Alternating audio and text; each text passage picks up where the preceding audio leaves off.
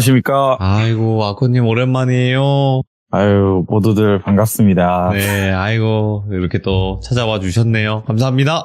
자, 일단은 오늘 아코님께서 해주실 이야기는 귀신에 관련된 이야기일까요? 아니면 사람에 관련된 이야기가 될까요? 오늘은 약간의 아픈 역사를 좀 들고 왔어요. 오호. 네, 형님이 그리고 아픈 이게 역사라고 원래- 하시면 아픈데. 이게 좀 원래 정선이 일화가 아니었을 수도 있어요.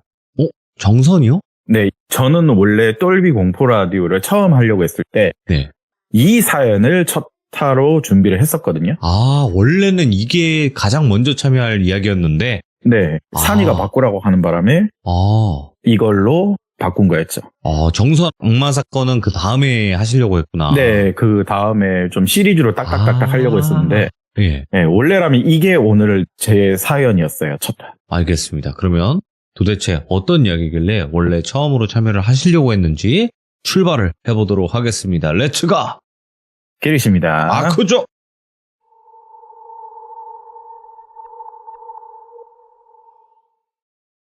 네, 앞에 말씀드린 대로 원래라면 이 이야기가 저의 첫 원픽 사연이 될 수도 있었는데요. 저랑 산이 똘비라는 친구가 일본 오사카 여행을 간 적이 있어요. 네. 일단 여행을 간 건 맞지만 목적은 있었습니다. 똘비라는 친구가 일본에서 강제적으로 저희가 살고 있는 지역에서 유학을 간 적이 있어요. 아버님 때문에. 아버님이 일본과 한국을 오가면서 무역 관련 사업을 좀 하셨거든요. 하청으로. 그런데 메인 주체 회사가 일본에 자리 잡고 있어서 이 똘비라는 친구가 20살이 되던 해 일본으로 넘어가게 됐거든요. 네, 거기서 뭐 긴 세월, 거진 뭐 5년 이상을 있었던 걸로 기억을 하는데 군대 문제로 한국에 다시 온 적이 있어요. 네. 몇 년 만에 본 친구죠, 우리는. 군대를 이제 가는 준비를 해야 되니까 저희랑 그 당시 너 왜 갑자기 가게 됐는데 꼴랑 뭐 미니홈피로만 연락을 하고 왜 그랬냐. 네, 이런저런 이제 두서없는 얘기를 할 거 아니에요, 친구니까. 근데 그간의 일본 생활은요, 힘들었었대요. 예. 네, 많이 힘들었었대요. 왜 힘들었냐? 우리는 일본 못 가서 한 달인데 자기는 고통의 세월이었대요, 그 기간이. 자기가 공부를 그렇게 잘하는 사람도 아니었고, 그리고 하필 그 해에 넘어갔을 시기가 혐한 감정이 극에 달할 정도였대요. 한마디로 뭐 한국을 정말 싫어하는 일본인을 많다고 해야 되겠죠? 네. 정말 극에 달할 정도로 한일 외교 관계가 안 좋았었어요, 그 당시. 네. 뭐 공부를 그렇게 잘하는 것도 아니어서 대학 생활에 적응도 못했대요. 일본어도 잘 못하고. 그런데 설상가상 아버님의 일도 혐한의 영향권에 있는 바람에 좀 크게 영향을 받았대요. 그럼 당연히 사업은 힘들어지겠죠. 그때 당시 진짜 오사카는 난리도 아니었어요. 뭐 아마 일본에 계신 분들은 아실 거예요. 한 12년 전인데 사업이 굉장히 힘들어지면 이제 먹고 사는 문제가 결국에 좀 영향을 받게 되잖아요. 그럼에도 불구하고 한국에 돌아가지 않고 좋은 날이 올 거다. 아들, 딸, 우리 부인. 아버님, 어머님이 설득을 했대요. 똘비를요. 그래도 열심히 살아보자고. 뭐 처음부터 다시 시작해보자고. 그런데도 형편은 나아지지 않았어요. 먼 타국이잖아요. 어찌됐든. 그러다가 어머님마저도 허리 디스크까지 오시면서 이제 정말 갈 때까지 간 어머니마저도 한국으로 다시 돌아갑시다. 그렇지만 아버님은 버텼대요. 그간 내가 뿌려놓은 사업 돈이 얼만데. 하지만 결국에 또 시간이 지나도 나아지지 않아서 똘비도 이 시기에 굶어봤냐 라고 저한테 물어보더라고요. 그 시절에 자기도 하루에 한 끼를 먹었대요. 예. 그러다 보니까 진짜 우울감도 찾아왔대요. 우울감도 찾아오고 이러니까 극단적 선택까지 동생하고 막 이런 얘기까지도 했었대요. 그때는. 그런데 그 와중에 한 줄기 희망 아닌 희망이 큰 위로를 받았었는데 네.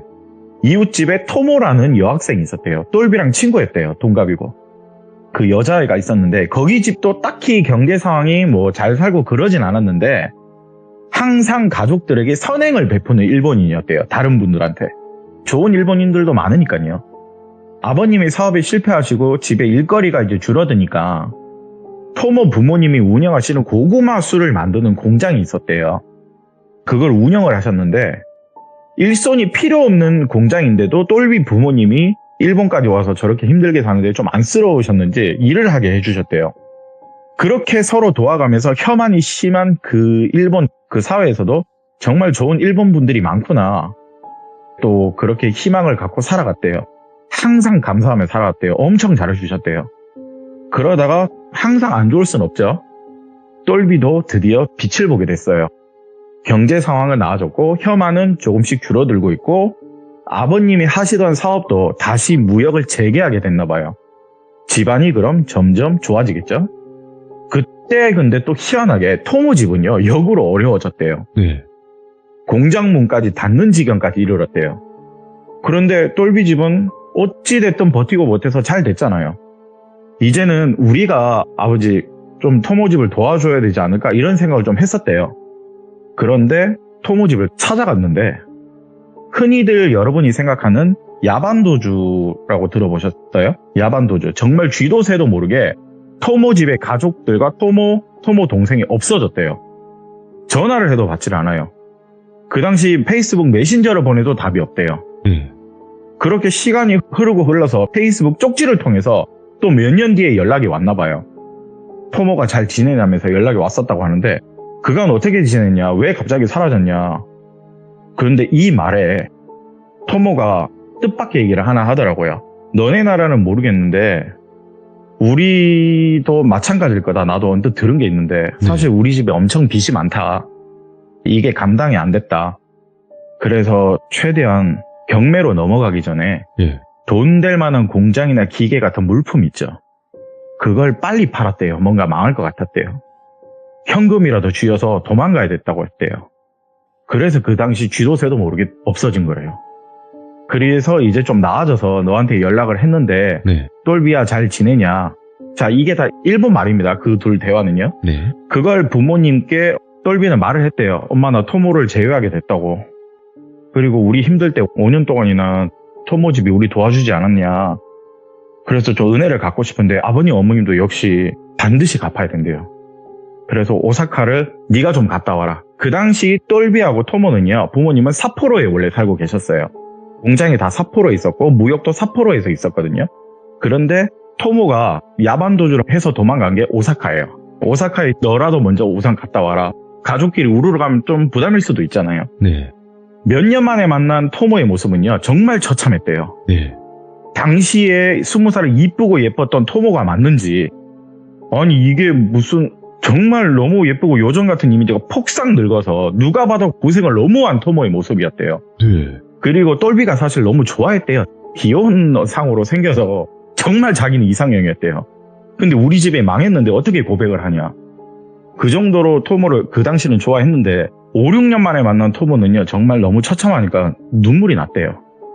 눈물이 나서 그리고 토모를 달래주고 서로 뭐 악수하면서 뭐 끌어안고 울면서 뭐 여러 얘기를 또 했겠죠. 자기들끼리는. 그런데 토모 입에서 부탁이라는 말이 하나 나왔대요. 정말 미안한데 똘비야.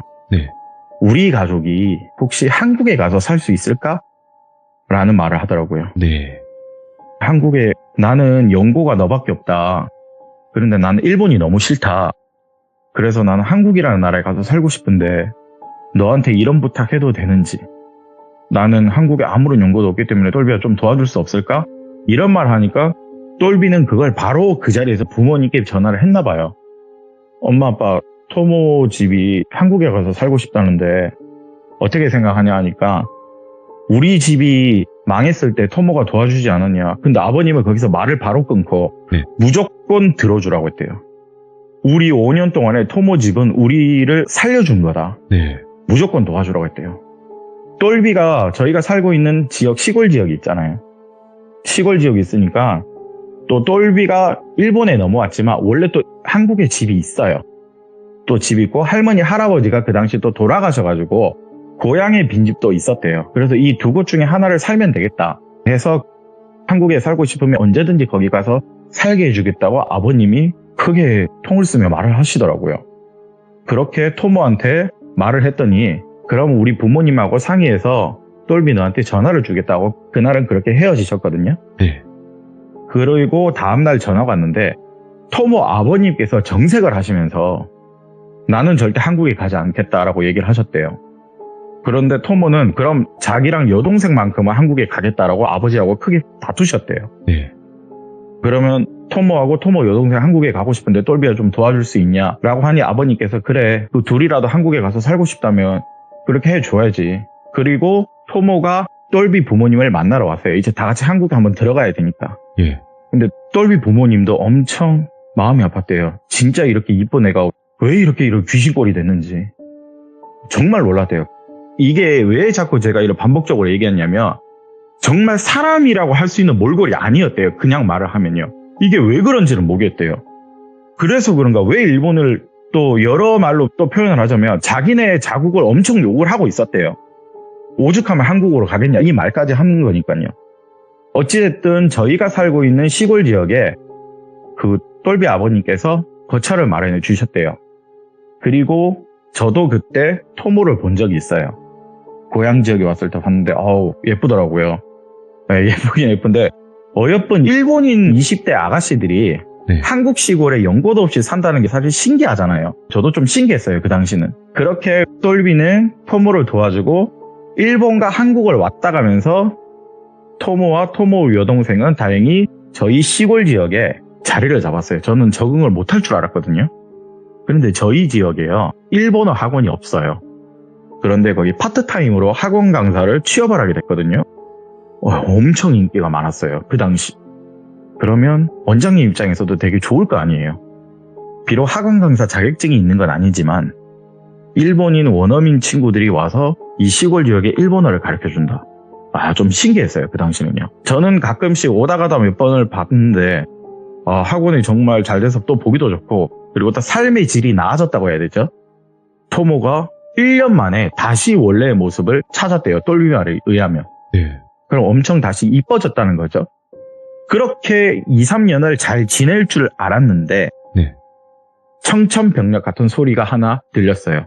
당시 저는 이제 대구에서 자리를 잡고 일을 하고 있었는데 똘비가 전화가 오기를, 그리고 저희가 살고 있는 고향 지역의 친구들이 저한테 전화가 오기를 토모의 여동생이요 갑자기 사망을 했대요. 네.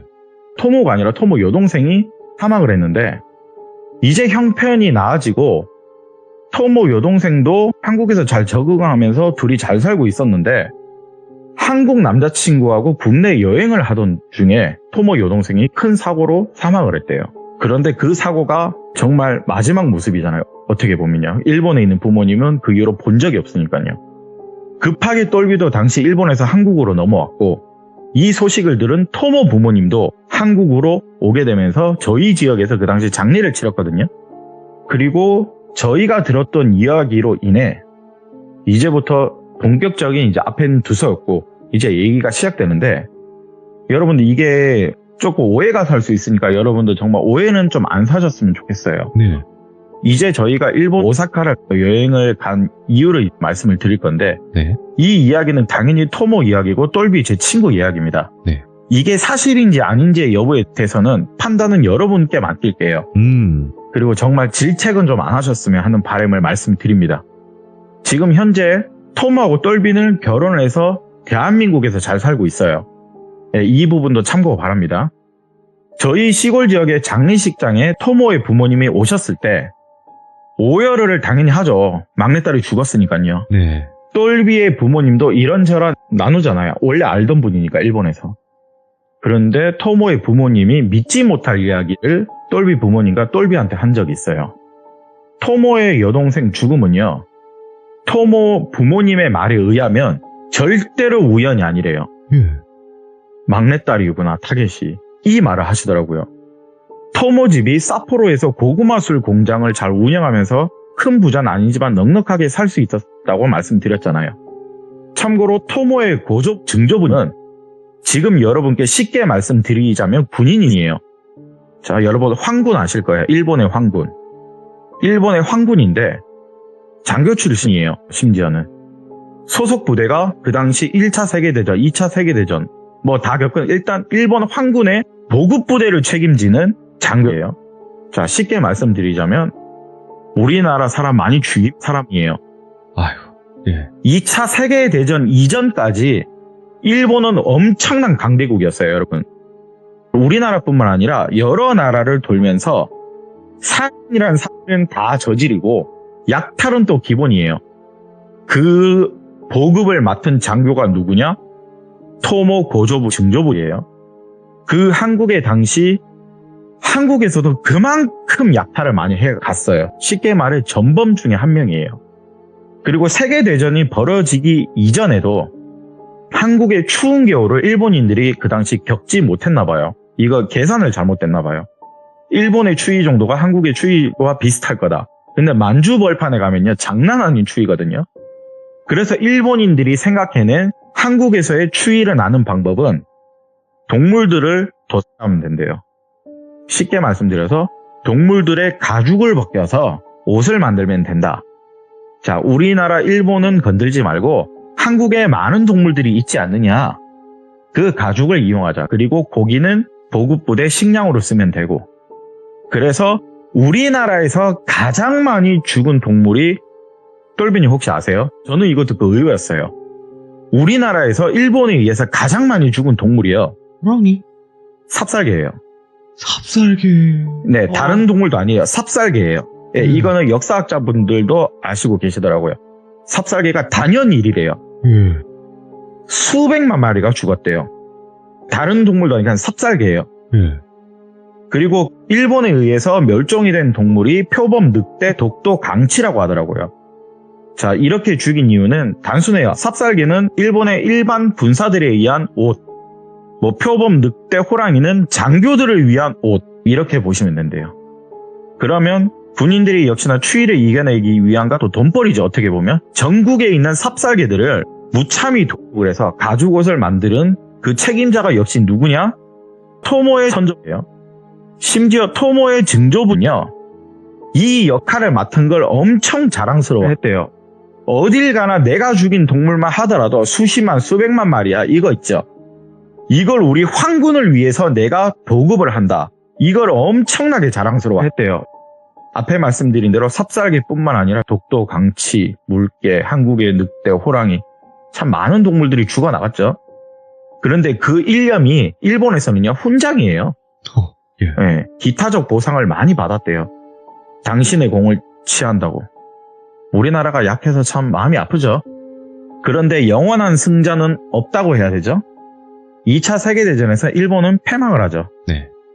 패망하고 일본으로 돌아온 이 토모의 선조부는요, 못 살 줄 알았어요. 저도 전범이니까. 네. 그런데 보급부대라고 했잖아요. 거기서 꼬불친 금액이 상당하더라고요. 엄청나대. 보급부대니까 많죠. 돈부터 시작해서. 흔히 말해서 꼬불치고 삥땅친 금액이 어마무시해서 일본에 돌아와서도 토모 선조들은 굉장히 잘 살았대요. 아무런 지장이 없죠. 그리고 고조 할아버지는 이제 좀 나이가 들었잖아요. 일본에 돌아와도, 전쟁이 끝나도. 그런데 그 건강할 것 같았던 고조 할아버지마저도 개물림 사고가 있었나 봐요. 개물림 사고로 고조 할아버지는 사망을 했대요. 그리고 4년 뒤 증조부도 개물림 사고로 사망을 했대요. 이게 단순히 우연인가? 왜 다 개물림 사고지? 참 희한하잖아요, 이게. 그런데 이제부터 본격적인 문제가 뭐냐면 토모의 할아버지도 목줄이 풀러진 핏불개에 의해서 과다출혈로 사망을 했대요. 그럼 이게 이상한 거예요. 토모 아버지와 토모 큰아버지 입장에서는 이거 이상한데? 고조분, 증조분이 우리 아버지까지 그렇게 됐다고? 이거 좀 이상하잖아요. 그래서 일본에는요, 우리나라 무당인처럼 음양사라고 있어요. 있죠. 예, 한국 무당이라고 표현하면 되겠죠?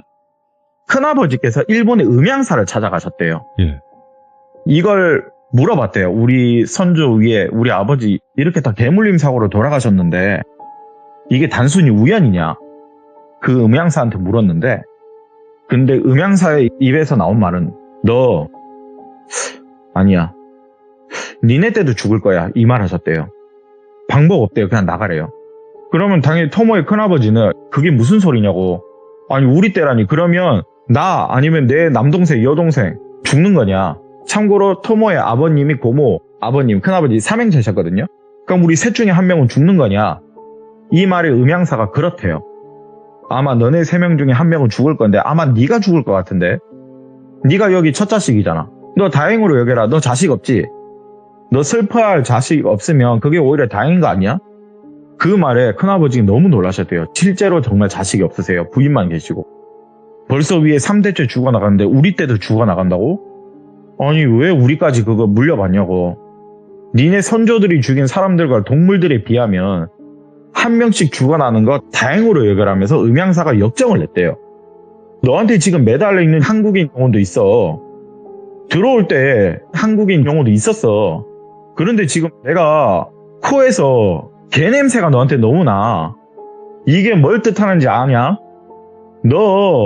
너희 집에 어떤 과거가 있는지는 나는 관심이 없는데, 그리고 네가 더 잘 알 거 아니냐. 니네 집이 어떤 집안인지. 그런데 그 음양사의 말이 나도 처음 본다. 털 많이 달린 개들이 지금 밖에 셀 수 없이 짖고 있다. 너뿐만 아니고 네 피가 섞인 자들한테 다 그럴 거라고. 이걸 음양사가 두서없는 말을 막 이렇게 전달하니까 큰아버지가 너무 무서웠대요. 도대체 이 사람이 나한테 무슨 소리 하는 건지. 그리고 음양사가 말하는 게 절대적으로 그냥 방법 없으니까 나가.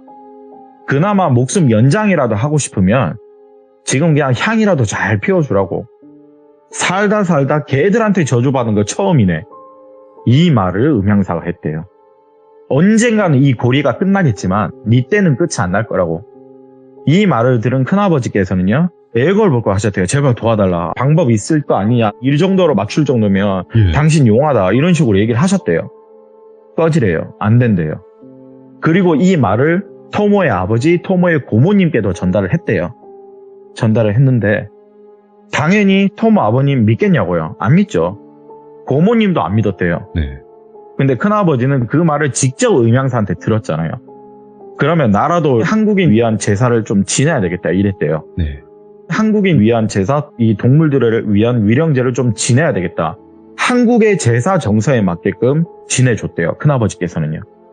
지내줬는데, 그런데 이게 얼마 안 가. 그 토모 큰아버지 동네에 소문이 좀 크게 났나 봐요. 이 사람이 한국인들을 위한 사제를 드리고 있다. 그 동네에 소문이 좀 났나 봐요. 네. 그런데 그 말에 동네 사람들이 혐한 발언을 하는 입장의 사람들이었대요. 한국을 안 좋아하는 사람들이었대요. 그 동네 사람들이. 네가 그딴 제사를 지내면 우리의 일본의 역사 행동이 범죄가 되는 거 아니냐고. 우리는 그 당시 범죄를 저지른 게 아니라 역사가 당시 상황을 만든 것 뿐이라는 거예요. 혐한 발언을 하는 사람들은요, 진짜 이래요. 우리는 역사의 범죄를 저지른 게 아니고 역사의 한 사건인 것 뿐이라고. 정말 그래요. 그냥 웃길 노릇이에요. 저희가 듣다 보면요. 그런데 그걸 인정하면서 지지하는 게 토모의 고모예요. 토모의 고모는 완벽한 혐한을 지지하는 사람 중에 한 명이에요. 그런데 음양사의 말이 하나 틀린 사건이 또 벌어졌어요. 음양사의 말은 토모의 큰아버지가 네가 장남이니까 죽을 거라고 얘기를 했거든요. 그런데 토모의 고모가 오키나와 여행을 하던 중에 참 희한하게 들개들한테 물림사고가 벌어졌대요. 크게 물렸는데 목숨에는 지장은 없었대요. 네. 개물림 사고를 당하면서 이 개물림 사고도 당했으니까 이왕이면 건강검진도 한번 받아보자. 이런 식으로 고모가 건강검진을 받았는데 네. 위암 3기가 당시 발견이 됐대요. 네. 근데 토모의 고모는 이걸 또 즐기더라고요. 개물림 사고 나도 나는 안 죽었어. 오히려 이 개물림 사고로 내가 암이라는 큰 병을 미리 알게 되지 않았냐. 오히려 잘 된 거라고. 오빠, 그러니까 그런 거 믿지 마라.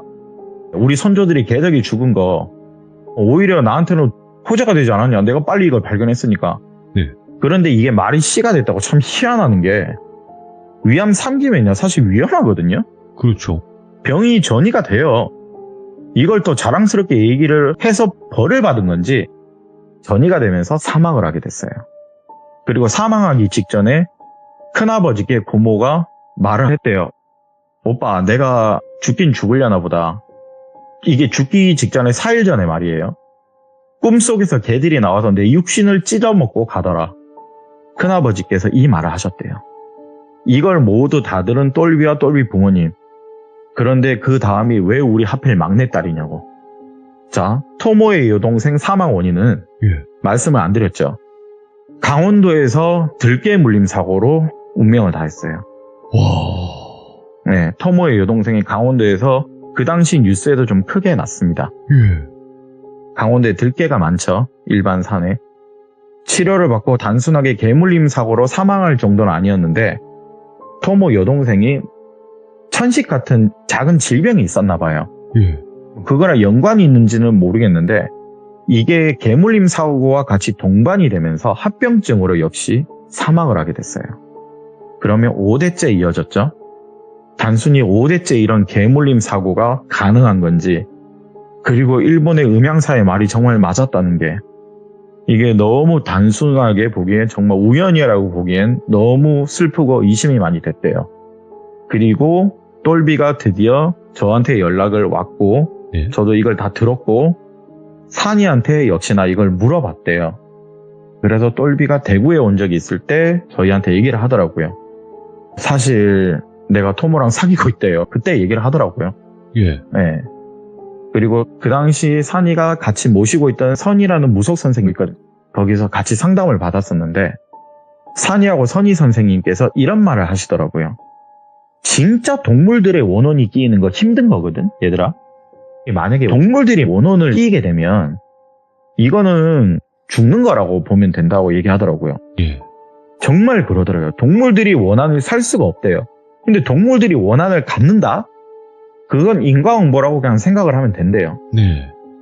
그런데 이게 굳이 뭐 방법이 있다면 그래도 똘비 입장에서는 알려달라. 저희들한테 애걸복걸 하더라고요. 왜냐?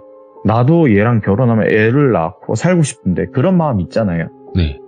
그걸 부탁을 하는데 선희 선생님께서 이 말을 하더라고요. 그러면 구미호를 모시는 용환무당을 한번 찾아가 보는 게 좋을 것 같은데 라고 얘기를 하시더라고요. 오, 구미호? 네, 쉽게 말해서 여러분 구미호는 그냥 전설의 고향에서 사실 만든 거고요. 여우를 모시는 무당이라고 하는 게 정확하대요. 표현은요. 구미호는 만든 거라고 하더라고요. 네. 네, 이걸 똘비가 듣고는 산이한테 정말 부탁을 했대요. 이쪽 세계를 난 사실 모르잖아, 산아. 정말 너 말고 부탁할 게 정말 없다. 토모랑 정말 결혼도 하고 싶고 잘 살아가고 싶고 사랑을 이렇게 많이 키워나갔기 때문에 내가 정말 아이도 가지고 싶은데 근데 이런 상황이 되면 토모가 결혼을 망설인다. 거기서 산이가 얘기를 하는 게 되게 화를 내면서 하나 얘기를 하더라고요. 네. 선조가 지은 죄는 후손이 받는 게 맞는 거지. 왜 넌 그렇게 생각하냐? 산이가 좀 냉정한 게 있어요. 선조가 지은 죄는 후손이 받아야지. 누가 받겠냐고. 이게 만약 업보로 죄로 돌아오는 거라면 토모 집은 죄를 받아야지. 우리나라 이런 말 있잖아. 잘 되면 조상 탓, 안 되면 내 탓. 반대로 또 안 되면 조상 탓, 잘 되면 내가 잘한 거다. 이거 인간이 만들어낸 욕심이지 않느냐. 똘비야, 네가 토모를 사랑하는 거 네가 행복하기 위함이지. 그걸 우리가 도와주면 이거는 어떻게 보면 내 입장에선 나도 이게 만행인데. 그리고 여러분 다시 말씀드리고 좀 오해 안 사셨으면 좋겠어요. 네. 산이가 일본을 좀 싫어해요. 산이도 약간 사연이 있어요. 네. 일본을 싫어하는 이유가 정확히는 일본인은 죄가 없지만 일본의 그런 만행과 혐한을 즐기는 그런 족속들한테 도와주기 싫대요. 산이가요. 그 이유는요. 네. 그냥 이것도 말씀드릴게요. 뭐 허락을 받았으니까. 산이 증조부님도 일제히 총에 돌아가셨어요. 아. 참고로 산이 증조 할아버지께서는요. 독립군은 아니세요. 오해는 하지 마시고요. 네네. 독립군은 아니신데 독립군을 숨겨주었던 적이 있어요. 아. 그걸로 고문을 받으셨어요. 그렇게 석방을 됐는데 불구가 되셔서 석방이 되셨어요. 그러면서 등창으로 고통스럽게 돌아가셨어요. 네. 그래서 산이 할아버님, 아버님, 산이까지 일본에 대한 정치적 요소를 엄청 좀 비판을 해요. 나는 죄는 없고 선한 일본인은 절대 싫어하지는 않아. 그런데 이유 없는 죽음은 없는 거라고. 도와주기가 조금 망설인다. 이 말을 산이가 똘비한테 전해줬던 거예요. 그리고 도울 수 있는 방법도 자기는 그런 거 모른다고. 뭐 구미호 여우 무당인 줄 나는 사실 모른다고. 그렇게 좀 안타깝지만 산이가 모른다고 하니까 똘비도 없잖아요. 그래서 저희 집에서 이제 하루 자고 갔는데 근데 여기서요. 제가 산이를 한 세월이 30년 가까이 되잖아요. 산이가 알고 있는 뭐 구미호 무당 사실 저는 본 적이 있어요. 네. 너 구미호 모시는 사람 알고 있잖아. 너 나랑 간 적도 있어. 너 왜 사기쳤냐고. 왜 구라쳤냐고. 제가 산이한테 사실 이런 말 했어요. 네. 진짜 너 일본이 그렇게 싫어서 똘비 안 도와주는 거냐고 얘기를 했거든요. 딱 단답이 하나 나오더라고요. 그냥 일본이 싫대요. 아코 너도 할머니 손에서 자라서 할머니가 제일 좋잖아. 나도 마찬가지야. 나도 우리 할머니 할아버지 손에 자랐어. 그런데 우리 할아버지가 제일 존경하고 사랑했던 분이 바로 증조부님이셨어. 그런데 그렇게 우리 할아버지 아직도 우리 증조부님 그리워하신다고 아버님 그러면서 그 소리 들을 때마다 나는 할아버지 손에 자라다 보니까 그게 너무 마음이 찢어지고 아팠대요. 우리 증조부님 일본인 한국인 가릴 거 없이 일제 때 나라 빼앗겨도 집이 좀 그 당시 넉넉하게 살다 보니까 한국에 사는 일본인도 있을 거 아니에요. 그 당시 다 도와줬대요. 네. 그런데 그 일본 놈들이 우리 증조 할아버지 죽인 거라고. 이렇게 역사적인 아픔이 내 마음까지도 아프게 한다고. 나는 할아버지가 우실 때마다 난 마음이 찢어져. 그 말을 하는 거예요. 그래, 사실 똘비 도와주려고는 생각을 했대요. 근데 그 당시에는 뭔가 튕기고 싶었던 마음이 있었대요. 단순하게 도와줘야 되겠다 이 말을 하기보다는 나중에 좀 물어보려고 죄 없는 후손이 고통을 받았으니까 5대째 받았잖아요. 네. 그럼 이제 끝날 때도 됐지 않을까라는 산이도 생각을 했대요. 그리고 바로 전화하더라고요, 산이가. 정확하게는 여우를 모시고 있는 그냥 무당이라고 생각하시면 됩니다, 여러분들. 네. 여우신. 저는 2번을 본 적이 있어요. 예. 그분께 전화를 하시더라고요. 그리고 최근에 창귀 사건 때 있던 분이세요. 아, 예. 거기에 계셨던 분이거든요.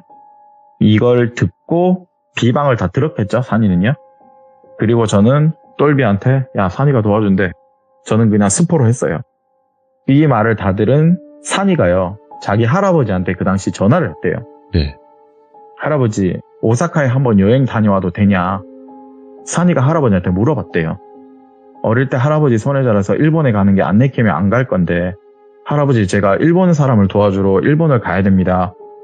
할아버지 괜찮나요? 그냥 미안했대요, 할아버지한테. 말씀드리니까 할아버지께서 좋은 일본인들 많이 보고 오고 일본의 용각산 하나 사오라고, 요즘 목이 많이 안 좋으니까 이런 농담까지 하시면서 시간 많이 지났으니까 좋은 착한 일본인 도와주고 오라고 하셨대요. 그렇게 저희 3명이 여행을 빌미로 오사카에 도착을 했습니다. 네. 일단 놀아야죠. 온천 여행도 하고 쇼핑도 하고 기념품도 사고 이틀 정도 여행을 즐겼는데 3일째 되는 날 똘비가 왜 놀기만 하냐 이제 약간 쓴기를 내더라고요. 그 말에 이제 산이가 드디어 입을 열면서 얘기하는 게, 이제부터 너 내 말 잘 들으라고. 너 토모 부모님 너 통화 가능하냐? 가능하대요. 아직도 우리 아버지랑은 잘 연락하고 지내신다. 그리고 토모도 일본으로 돌아온대요. 그때 저희 고향 지역에 있었거든요. 예. 온대요. 그럼 토모한테 지금 전화해서 내가 말한 거 그대로 토모 부모님께 토모 보고 전화라고 할 수 있냐? 그렇게 하겠대요. 알겠다고. 그러면 잘 들으라고 얘기를 하는 게, 토모 부모님 분명 큰아버지든 토모 부모님 분명 자랑스럽게 가지고 있는 선조들의 유품들이 있을 거래요. 전범이니까 있을 거예요. 네. 분명. 훈장 이런 거 갑오로 막 모셔놓고 그러잖아요. 우리나라도 마찬가지니까요. 그 선조들이 가지고 있는 유품을 모두 없앨 자신이 있냐고 물어봤대요. 만약 그게 싫으면 나는 아코랑 여행 더 즐기다가 한국으로 돌아갈 거라고 했어요. 만나기 전에 만약에 그거 무조건 폐기할 자신 있으면 나한테 전화하라고 이 말을 하는 거예요. 그걸 똘비가 다 듣고 토모한테 그대로 전달을 했어요. 토모는 알겠대요. 그 말을 부모님께 전달했대요, 토모가. 근데 부모님께서는 토모한테 뭐라 그랬냐면 하루만 생각 좀 해보겠대요. 그런데 이틀째 되는 해 답을 안 주시길래 저희는 진짜 한국 가려고 했어요. 진짜 한국 가려고 했는데 5일째 정말 저녁 끝날 쯤 되는 해 토모도 일본으로 돌아왔거든요. 사진 빼고는 다 없앨 각오 하시겠대요. 사진 빼고 다 없애겠대요. 갑자기 이제 마음을 바꾸셨어요. 예. 오케이. 그래서 산이가 토모 부모님이 살고 있는 집으로 갔어요, 저희가. 그리고 토모 큰아버지도 계시더라고요. 일반 주택에 살고 계셨는데 마당 한켠에요. 저도 진짜 깜짝 놀랐어요. 마당 한켠에 엄청나게 선조님들이 유품이 많은 거예요.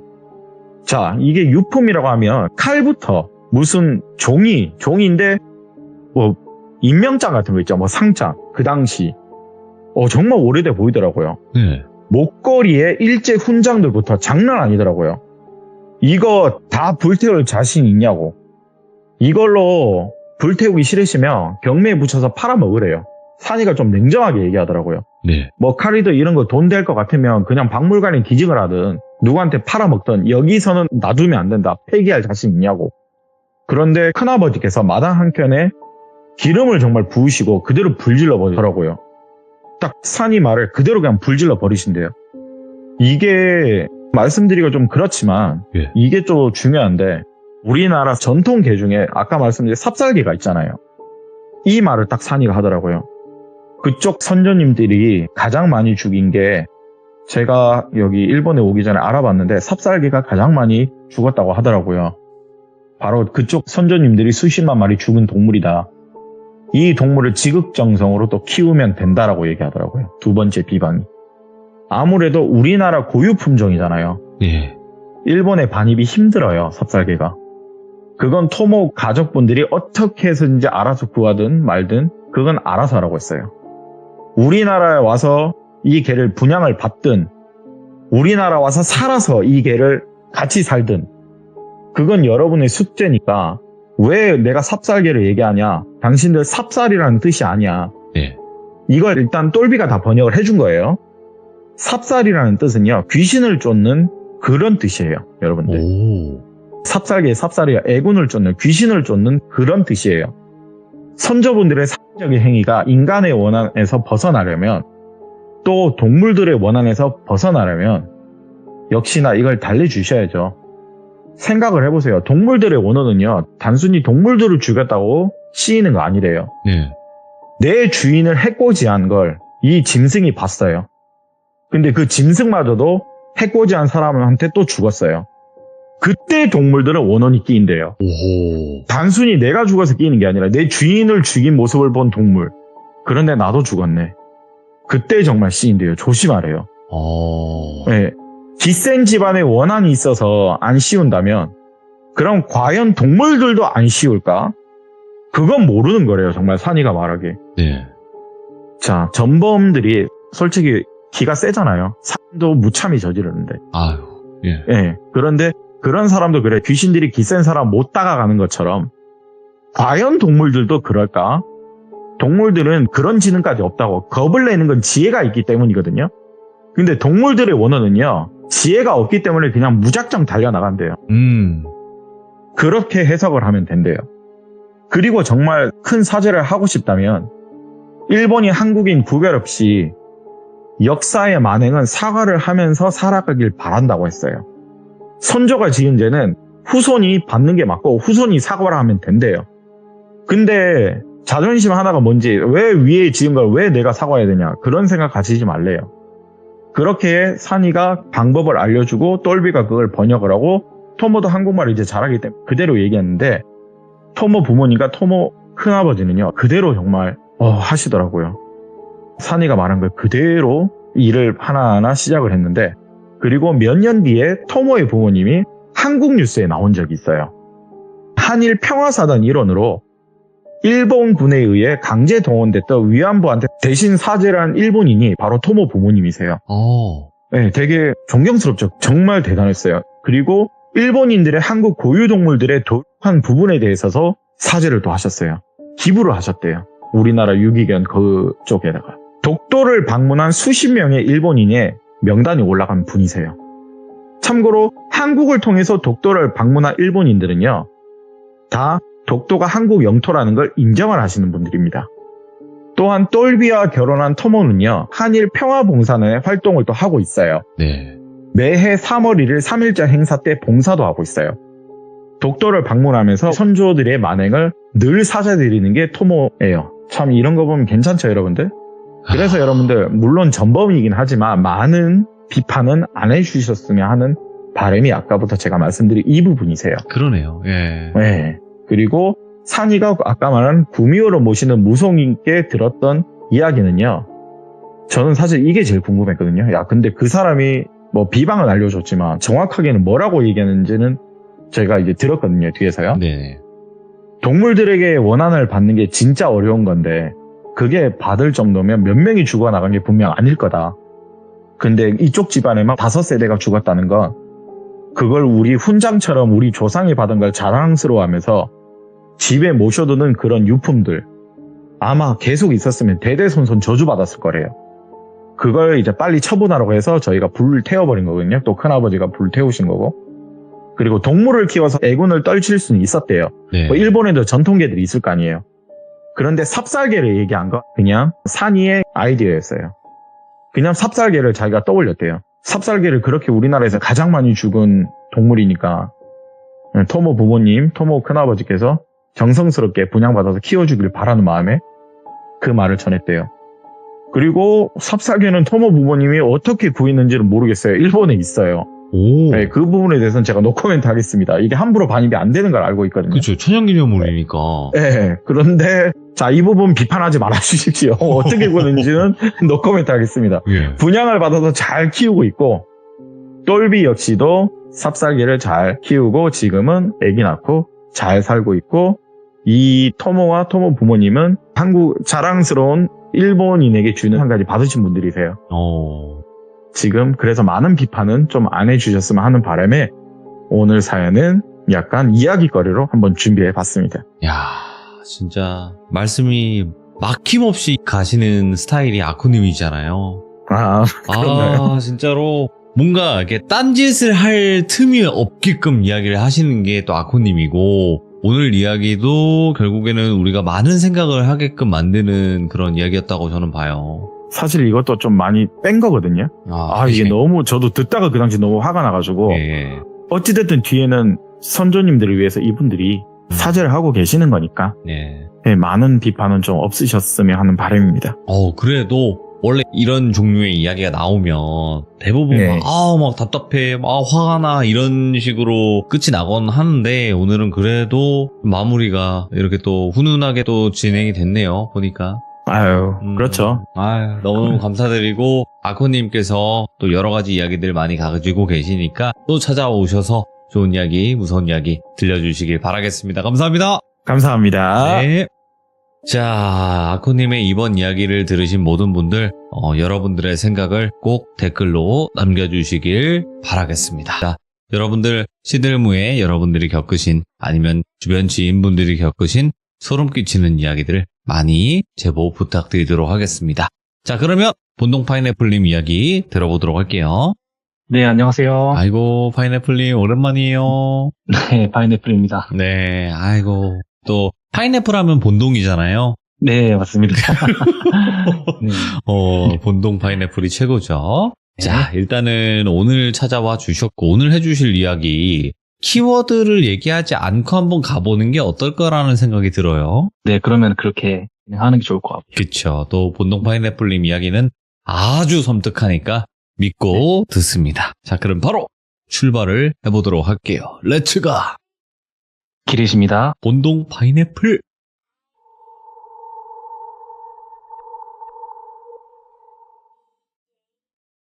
일단은 이번 이야기에서 예민한 주제일 수 있지만 귀신 숨바꼭질 아마 들어보셨을 거예요. 오, 나홀로 그 숨바꼭질? 네, 아마 좀 그렇게 알고 있는 강령술. 강령술이라고 해서 네. 관련된 이야기 준비해봤고요.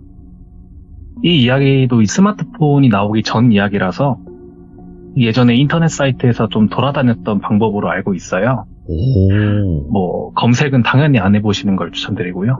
괜히 했다가 또 시들무 참여하셔. 안 돼요. 네. 근데 그게 네. 휴대폰이 나오기 전 엄청 과거인데 그때도 이게 있었나요? 네, 인터넷에서 돌아다녔다고 하더라고요. 예. 그때는 엄청 유행했다고 제가 들었는데 네. 저도 그때는 자세히 보지 않아서 그렇게 하게요. 전달받았고요. 분신사바도 있었지. 초등학교 때. 네, 맞아요. 그래서 제가 지금 정리했던 이야기가 좀 날아가가지고 급하게 제가 정리한다고 이야기가 중구난방일 수도 있는 점은 양해 부탁드리고요. 등장인물이 2명 나오는데 철수와 민수로 정해서 하겠습니다. 우선 철수라는 친구가 직접 이 행위를 했던 당사자고요. 네. 그 다음에 민수는 철수의 친구입니다. 철수라는 친구는 예전부터 분신사바라든지 아니면 구석에서 하는 놀이라든지 이런 부분에 대해서 관심이 좀 많았다고 하는데요. 아무래도 모르는 사람이 없을 정도로 유명한 괴담들인데 사실 제가 아는 것은 이 행위들은 그 사람들이랑 같이 해야 되는 것으로 알고 있어요.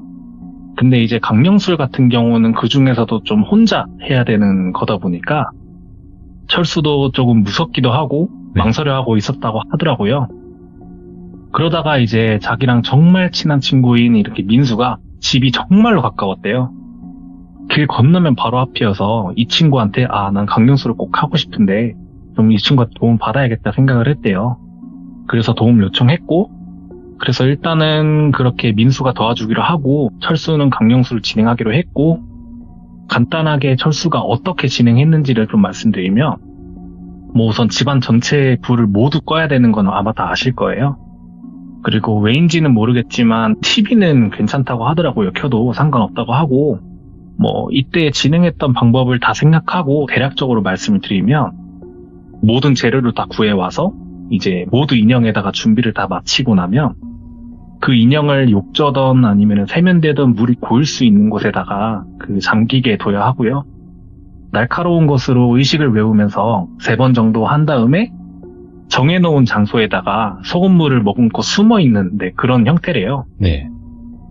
그래서 이제 철수는 모든 준비를 다 마치고 나서 장롱에 소금물을 머금고 숨어있는 적당한 시간이 11시 30분이라고 들어서 11시 30분 이전에 들어갔었고, 순례를 인형으로 정하고 나서 뭐 12시 전까지 숨어 있어야 된다 뭐 이런 식으로 얘기 들어서 뭐 30분 텀을 두는 게 그나마 안전하다고 들었었기 때문에, 그래서 11시 30분 이전에 들어가게 됩니다. 12시가 넘고 나면은 최대한 집에서 별다른 현상이 없다면은 뭐 종료의식을 전부 다 진행하고 인형을 불로 태우고 나서 마무리된다고 하는데요. 종료의식도 엄청 대충 말씀드렸기 때문에 아예 그냥 시도 자체를 안 하시는 것을 추천드리고요. 이게 종류가 중요해요. 그죠? 네네네, 맞아요. 그래서 제가 다른 거는 모르겠지만 뭐 이 방법으로 강령수를 진행할 때는 언제 종료해야 된다는 시간은 없지만, 시작 시간이 12시라고 하면은 뭐 12시 10분이 넘어가는 순간부터는 좀 돌아올 수 없는 강을 좌지우지한다고 들었어요. 그래서 일단은 철수가 민수한테 어떤 도움을 부탁했냐면, 강령술에는 모든 준비를 다 마치고 나서 방금 말씀드렸다시피 소금물을 머금고 숨어야 되는 과정이 있잖아요. 그때 이제 장롱 안에서 철수가 숨어 있다가 집에 만약에 좀 이상한 현상이 일어났다. 그러면 이제 문자로 이응, 민수한테 이응을 문자로 보내서 민수가 철수네 집으로 뛰어 들어오는 것으로 도움을 요청했었다고 하더라고요. 좀 철저했던 게, 민수한테도 소금물 준비해놓고 뭐 팥도 반찬통에 준비해놓고 그렇게 했대요. 그렇게 해서 이때 민수가 철수 집으로 들어와야 되니까 현관문도 안 잠그고 좀 열어놓은 상태였다고 합니다.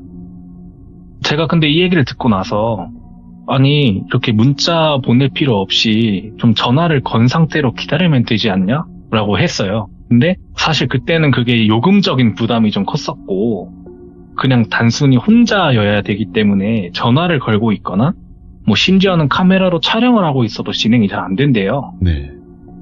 아무튼 설명은 제가 여기까지 좀 간단하게 드렸고, 철수는 이제 강령수를 할 준비를 마치고 나서 11시부터 앞서 설명드린 대로 전부 진행을 했고요. 예.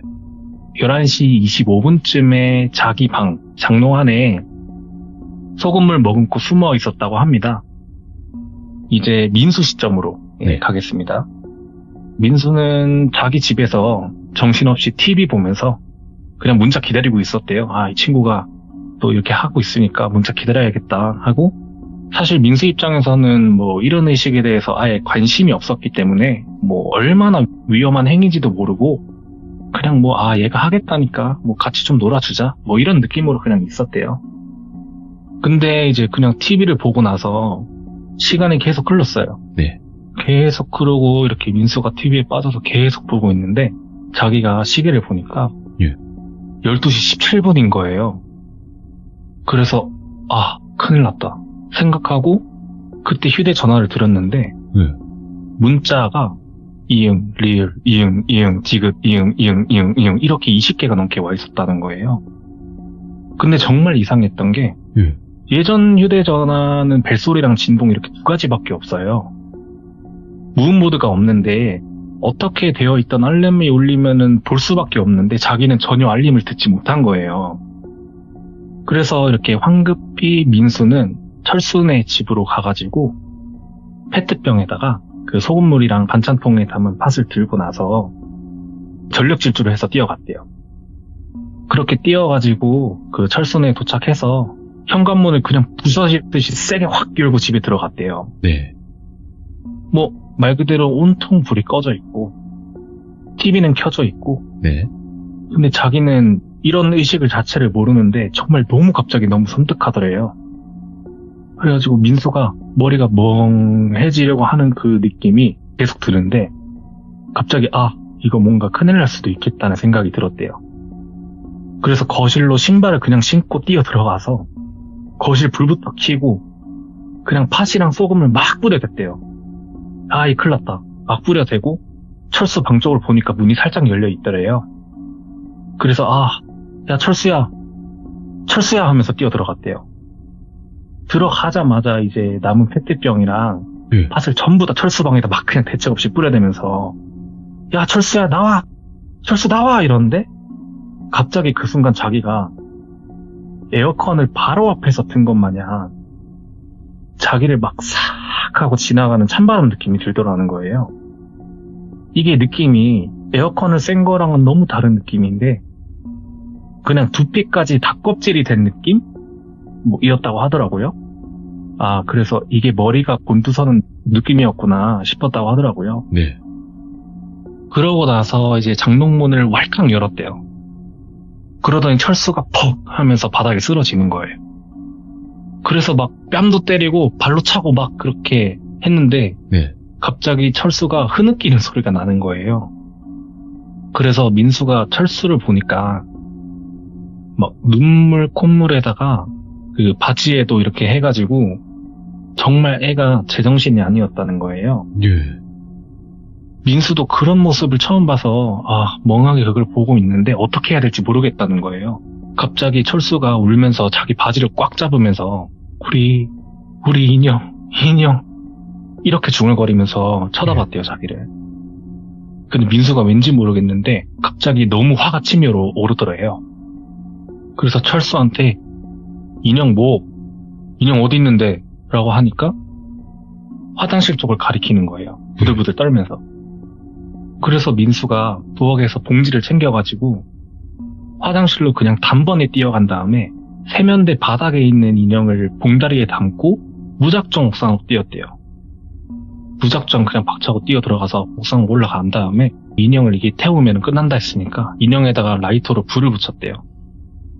봉지는 근데 잘 타는데 인형이 물에 너무 푹 젖어서 그런지 불이 안 붙더래요.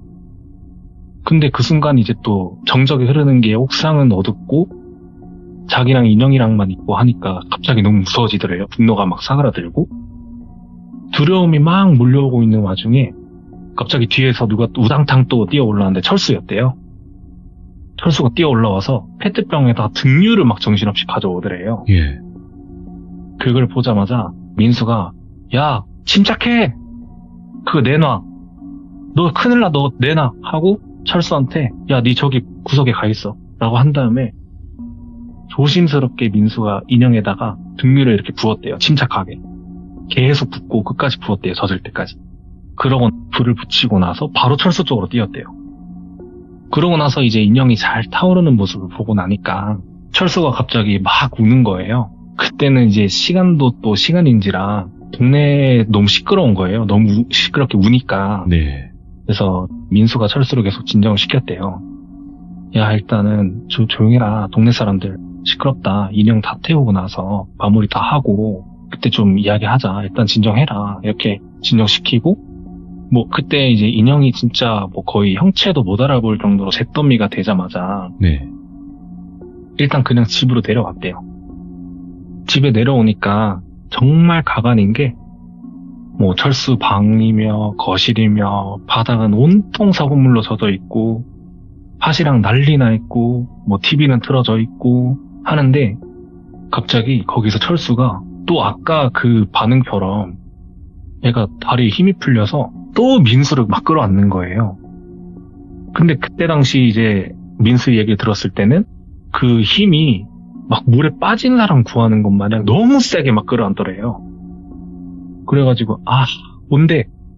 왜? 야 일단 진정해봐. 일단 이거 놔. 너무 세게. 야 이거 일단 놔. 하고 막 계속 떼어내고 머리도 때리고 막 그러다가 철수가 또 눈물 콧물 범벅이 돼가지고 이렇게 얘기를 하는 거예요. 너 TV 볼륨 올린 적 없지? 네가 올린 거야? 라고 민수한테 얘기를 했대요. 예. 그래서 민수가 그때 공 찌면서 야, 내가 TV 볼륨 올릴 일이 뭐가 있냐고. 나 정신없이 들어오자마자 바로 그냥 썩은 물량 다 뿌리고 네 방 와가지고 쳐들어온 건데. 하니까 철수가 나 TV 음성으로 해놨는데? 어? 라고 얘기를 했대요. 울면서. 예? 그 순간 이제 민수가 TV를 보는데 TV 프로그램, 예능 프로그램에서 연예인들이 막 웃는 장면이 나오는데 뭔가 전부 자기들을 보고 비웃는 것 같은 느낌이 들었다는 거예요. 그래서 철수가 나 너무 무서워. 나 나갈래. 나 여기 못 있겠어. 나 나갈래. 그러는 순간 이제 민수가 거기에서 생각을 했대요. 네. 이거 여기서 도망치면 지는 거 아닌가? 거기서 TV를 그냥 딱 껐대요. 그리고 갑자기 소곤소곤 얘기를 했대요. 야, 우리 여기에서 좀 밀리면 안 될 것 같은데 그냥 우리 여기 있는 게 좋을 것 같은데? 우리 이럴 때일수록 정신 좀 바짝 차려야 된다. 우리 일단은 좀 지지 말고 있자. 일단 너가 정신을 좀 차려라. 너 지금 제정신이 아니다. 뭐 이런 식으로 이야기를 했대요. 하니까 철수가 진정을 좀 많이 하더래요. 그리고 나서 차근차근 민수가 물어봤대요. 니 근데 종료의식 제대로 된 거 맞냐? 라고 하니까 이제 철수 말로는 사실 중간 과정을 좀 많이 건너뛰긴 했는데 일단 인형을 최종적으로 태웠으니까 좀 괜찮지 않을까?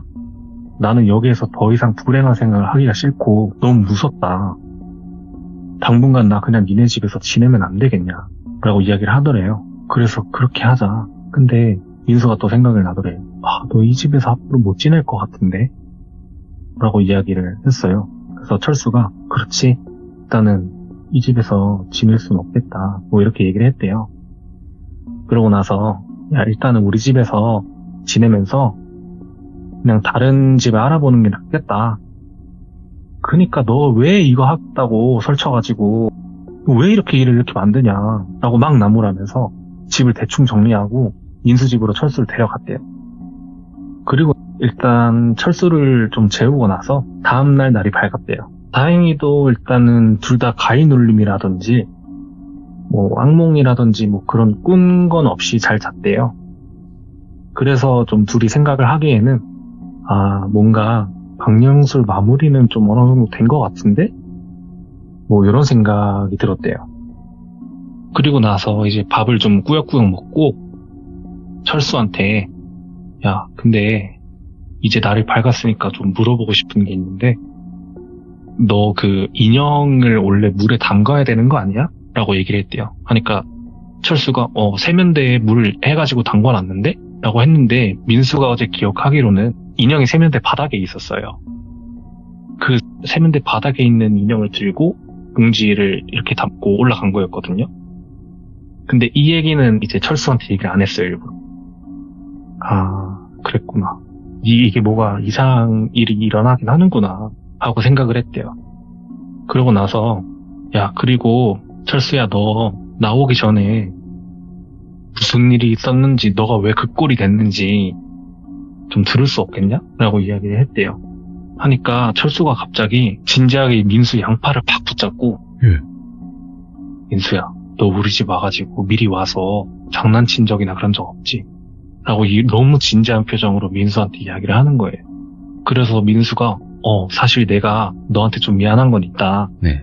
원래 너가 문자를 이렇게 보내면 내가 갔어야 됐는데 내가 사실 너무 늦게 갔다. 그래 좀 미안한 거 있긴 한데 내가 그런 장난을 치진 않았다. 나도 그때 달려오고 나서 시계를 보니까 12시 한 25분 정도 되더라. 이렇게 얘기를 했어요. 그리고 진짜 휴대폰 알람이 안 울리더라. 절대 그럴 수가 없었는데 라고 하니까 이제 철수가 심호흡을 한번 하더니 이제 내가 한번 내 쪽 이야기를 좀 해줄게. 그래서 이제 철수 시점으로 가게 됩니다. 철수는 11시 30분 되기도 전부터 장롱에 들어가 있었다고 해요. 예. 자기 입에 이제 소금물을 머금고 혹시 몰라서 밥그릇에다가 소금물을 더 부어가지고 그거를 가지고 장롱에서 기다리고 있었대요. 네. 철수는 장롱이 너무 좁아서 힘든 것도 있었는데 네. 이 소금물을 머금고 있는 게 제일 힘들었대요. 그래서 시간은 계속 흐르고 있는데 오만 생각이 다 났대요. 뭐 어차피 자기 휴대폰을 볼 수도 없고 시계 볼 때만 빼고 그냥 오만 생각을 다 하고 있고 집이 그냥 정적이었대요. 완전. 예. 왜냐하면 TV도 아까 얘기했듯이 음소거였고 아무 소리가 안 나야 맞거든요. 그래서 시계를 또 휴대폰으로 잠깐 보니까 몇십 분은 지난 것 같아서 시계를 딱 보니까 11시 45분밖에 안 됐더래요. 그래서 시간이 너무 안 간다. 시계를 자주 보면 안 되겠다. 이러고 있다가 이제 11시 55분이 되었대요. 이제야 긴장이 좀 슬 되더래요. 5분 남았잖아요. 그래서 이제 좀 뭔가 나오려나 하고 있으면서 시계를 딱 보니까 딱 12시인 거예요. 그래서 온 신경이 전부 다 거실 쪽으로 곤두서 있는 채로 있었대요. 그러고 나서 이렇게 있는데 아무 소리가 안 나더래요. 진짜 엄청 긴 빠지네 하고 어차피 그 뭐 10분이나 뭐 이런 거 넘어갈 생각도 없으니까 자기는 이제 민수한테 민수 오면 그냥 장롱에서 나가서 같이 정리해야겠다 하고 그냥 이응 하나 딱 보냈대요.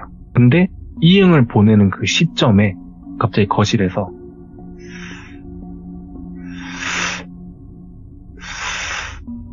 양말 신는 사람이 바닥을 질질 끄는 소리가 거실에서 엄청 미세하게 들리더래요. 그걸 들을 수가 있는 게 집은 아예 조용하잖아요. 그 소리에 집중이 될 수밖에 없죠. 그래서 철수가 속으로 생각해요. 뭐야? 하고 그냥 그때부터 너무 자기가 심장이 빨리 뛰어서 이응을 미친 듯이 민수한테 보냈대요. 다다다다다다 보내고 긴장하고 있는데 갑자기 소리가 자기 방문이 문 손잡이 열리는 소리도 안 들렸는데 자연스럽게 하면서 열리더니 하면서 장롱 앞으로 오더래요. 그래서 자기가 순간 이거 장롱 앞에 뭐가 있다 생각이 들었대요. 그래서 자기가 이제 영화에서만 봤던 그 심장박동 소리 새어나갈까봐 입 막고 있는 그런 거 있잖아요. 예. 자기가 그 느낌을 처음 받았다는 거예요. 이게 바로 내 심장박동 소리 들킬까봐 조마조마한 거구나. 그 느낌 뭔지 알겠구나. 그래서 그렇게 숨어서 오만 생각을 다 했대요. 이거 어떡하지? 내가 나가야 될까? 어떡하지? 근데 그 순간 갑자기 자식 쫄았네. 야 나와 임마 이러면서 민수 목소리가 들리더래요. 나와 임마 쫄아가지고 막 이런 식으로 얘기를 했대요. 그래서 철수가 짜증이 바짝 나가지고 뭔데? 너 언제 왔어? 소금물을 그릇에 딱 뱉었대요. 뱉고 나서 장롱문을 팍 발차고 나갔는데 장롱문 앞에 아무것도 없더래요. 그리고 자기 방문도 닫혀있더래요. 근데 그 순간 갑자기 거실 쪽에서 하는 걸음소리가 엄청 빠르게 자기 방문 쪽으로 달려오더래요. 거기서 철수가 그냥 장롱문을 빡 닫고 앉았대요. 저거 뭐지? 하는 순간 기절을 한 것 같더래요. 그리고 나서 눈 뜨니까 자기를 엄청 신나게 때리고 있는 민수가 보이더래요. 그게 이제 철수 시점이었다고 하더라고요. 이 이후에는 정말 다행히도 철수 집에서 무슨 일이 일어나진 않았다고 하더라고요.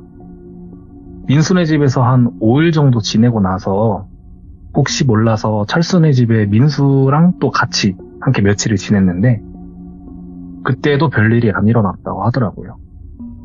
제가 알기로는 뭐 강령술의 뒷마무리가 잘 안 되면 엄청 위험한 것으로 알고 있었는데 정말 아무 일도 없는 뭐 그런 이야기였던 것 같아요. 일단 이야기는 여기까지입니다. 근데 이렇게 상황 설명을 잘해주시니까 숨이 막히네요. 숨이 막혀. 진짜로. 네, 감사합니다. 야, 이거 그림 준비하려고 했는데 예, 그림 준비할 게 없더라고요. 사실 저도 정리하면서 예. 엄청 무서웠어요. 그냥 아니 그냥 상황 네. 설명 자체가 이 파인애플님의 그 장점이기도 하지만 이 상황이 너무나 잘 묘사가 되니까 저희 또 그림 그리시는 사파가님들이 아주 잘 표현을 해주실 거라고 저는 생각을 합니다. 네, 그런 원래 영상이죠. 본동 파인애플님 사연에는 그림들이 많이 등장을 했었죠. 되게 저희가 이해가 더 잘 될 수 있는 그런 그림들이 많았었는데 오늘은 그게 없었어도 충분히 잘 이해가 됐습니다. 네. 다음에는 또 이야기가 몇 개가 더 있는데 아주 좋죠. 네. 네, 그거 한번 제가 기회가 되면은 바로 제보해서 네. 참여해서 기종님들이랑 돌비님께 이렇게 한번 들려드릴 수 있도록 하겠습니다. 너무너무 감사드립니다. 고마워요. 감사합니다. 네. 파인애플님. 네, 감사합니다. 네. 네.